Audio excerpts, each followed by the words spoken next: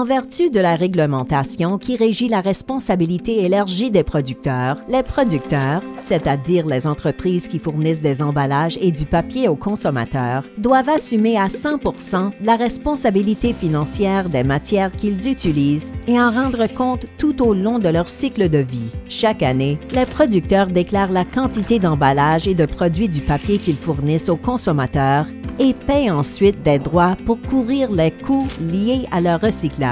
Voyons ensemble comment ces droits annuels sont établis. Les droits sont établis pour chaque province ou territoire en fonction des coûts liés à la collecte, au transport et au traitement des emballages et des produits du papier. Pour garantir une répartition équitable des droits des producteurs, nous utilisons une méthode de calcul des droits en 4 étapes. L'étape 1 de cette méthode consiste à répartir le coût brut du système de recyclage au moyen de la différenciation des coûts des matières ou DCM. La DCM reconnaît que tous les emballages et produits du papier possèdent des caractéristiques dont certaines sont communes à tous, comme le poids, le volume et la densité, et d'autres sont propres à une matière en particulier, comme l'abrasivité du verre.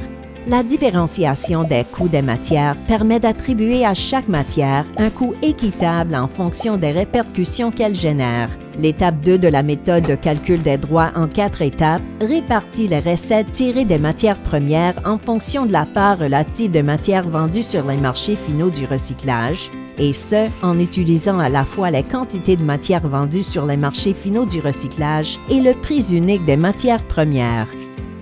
L'étape 3 permet d'imputer le coût de gestion du programme de la province ou du territoire qui comprend des éléments tels que l'aide aux producteurs pour l'enregistrement, la déclaration et la gestion du système de recyclage et des fournisseurs de services.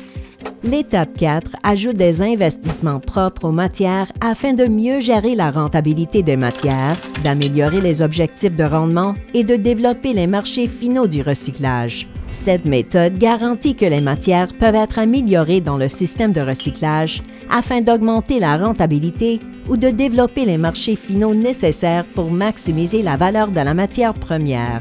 Le résultat obtenu représente le coût total de chaque matière. Ce coût est ensuite divisé par les quantités de chaque matière, telles que déclarées par les producteurs, afin de générer le taux de droit fixé en cents par kilogramme.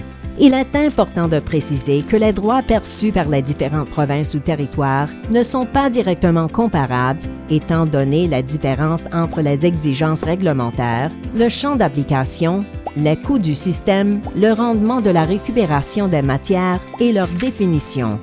Pour s'assurer que les droits des producteurs soient établis de façon équitable et transparente, Circular Materials s'engage à assurer une gestion budgétaire prudente, des achats concurrentiels et une efficacité opérationnelle, en plus de réaliser des économies d'échelle grâce à son modèle de prestation de services à l'échelle nationale. Nous sommes fiers de faire progresser l'économie circulaire pour les emballages et le papier au Canada en collaboration avec nos producteurs membres. Pour en savoir davantage, consultez le site circularmaterials.ca.